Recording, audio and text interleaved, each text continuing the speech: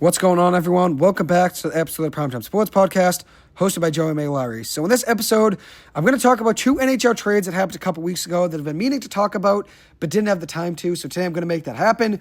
First off, the Minnesota Wild and the Vancouver Canucks made a trade that sent former Norris Trophy winner and star defenseman Quinn Hughes from the Vancouver Canucks to the Minnesota Wild. In return, Vancouver received forwards Marco Rossi, Liam Ogren, defenseman Zeev Buium, and a first-round pick in the 2026 NHL Draft. Quinn Hughes is still under contract for another season. He's in the fifth year currently of his six-year deal with $7.85 million per season. Hughes won the Norris Trophy in the 2023-2024 season with career highs that year in points, assists, and goals. 17 goals, 75 assists, and 92 total points. Hughes is still only 26 years old and was the captain for the Canucks. He was with the franchise for 8 seasons after being drafted 7th overall in 2018. On the year for the Vancouver Canucks, he had 3 goals, 24 assists, and 27 points. Now he's on the same power play with Kirill Kaprizov in Minnesota. Kaprizov is a very good player who just got a big-time contract before the season began. Kaprizov on the year has 22 goals, 21 assists, and 43 points. The Wild will not be able to extend Hughes until July 1st, but there has been a lot of rumors that he wants to go and play with his brothers in New Jersey at some point, so we'll see what happens with the Wild trying to extend him. I don't think you go out and make this move without trying to extend him at some point. With that being said, Minnesota is trying to win a cup right now. At the time of the trade, the Wilds were 3rd in the Central Division, 17-9-5 on the year before this trade was made. They started out the year a little bit shaky, 3-6-3, but in their last 19 games before this deal was made, they were 14-3-2. Now the Wilds currently hold the 3rd seed in the Western Conference and are 5-1-1 since this trade was made. Heading into this year, the Minnesota Wilds made the playoffs in 11 of the last 13 seasons, but they've only made it out of the first round in that stretch just 2 times.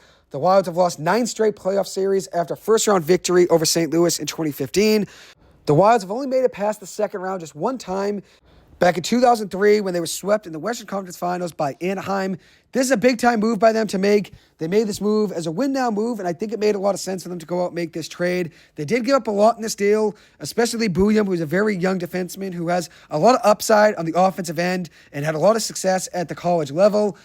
But when you go out and you make this move, you're expected to try to compete for the cup this season, and that's why they went out and made this move. On the other side, Vancouver made this move because they're starting to rebuild. Jim Rutherford, the Vancouver president of hockey operations, said that, and this is a quote from him, "So I believe that we've been in a rebuild here for a little bit, and we've been able to acquire some good young players, but this move today, back when this trade was made, gives us some really good young players. It may not change our team in the next few months or even in the next season, but this doesn't have to be a full-blown rebuild where it's going to take 5 or 7 years.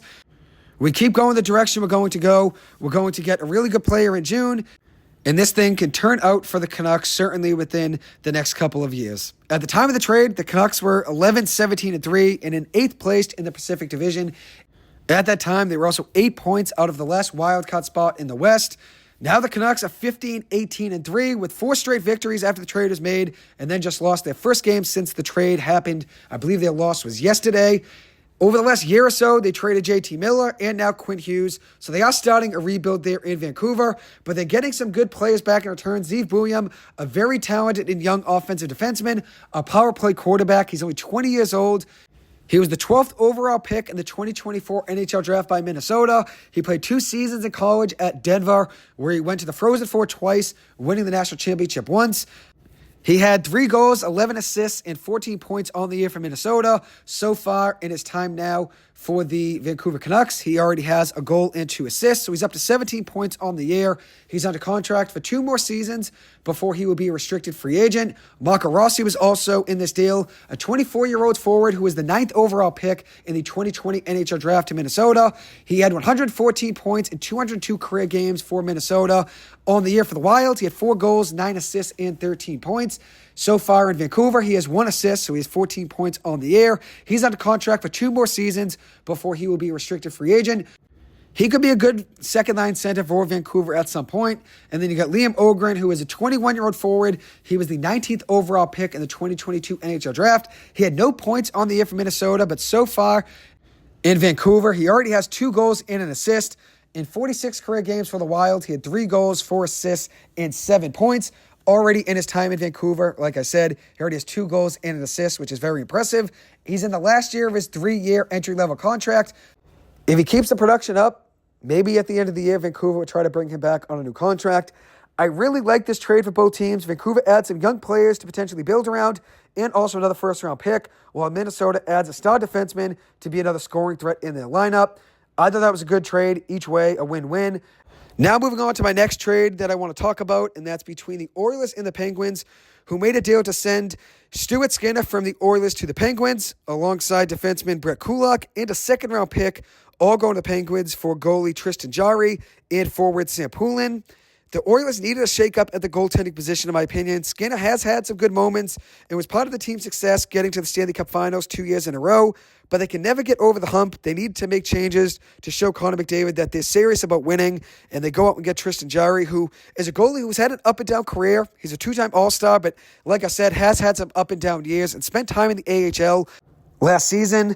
Jarry was 9-3-1 in 14 games this season for Pittsburgh with a 2.66 goals against average and a .909 save percentage.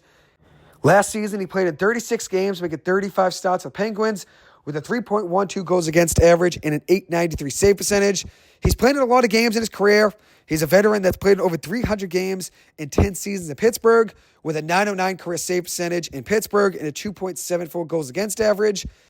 So far in 3 games at Edmonton, Jarry has an .887 save percentage and a 3.8 goals against average. He did just suffer a lower body injury, was placed in the IR, and is going to miss the next few weeks, which is definitely a loss there for Edmonton. But like I noted, they want to mix things up. They've gone to the Stanley Cup Final 2 years in a row and haven't been able to get over the hump. So they went out and made this move for Jarry. Skinner did play some really good hockey before being traded from Edmonton to Pittsburgh. He had an 11-8-4 record this year for Edmonton in 23 starts with a .283 goals against average and an .891 save percentage. In his last 5 games in Edmonton, he had a 3-1-1 record with a 1.61 goals against average and a .937 save percentage. He was playing very good hockey at the time of the trade. Like I noted, though, he's had his chances to try to win them a Stanley Cup final and just, they've lost in 7 games in 6 games the last couple of years, which is disappointing. With that being said, he did help them get to the Stanley Cup Final twice, and that's something that should be respected.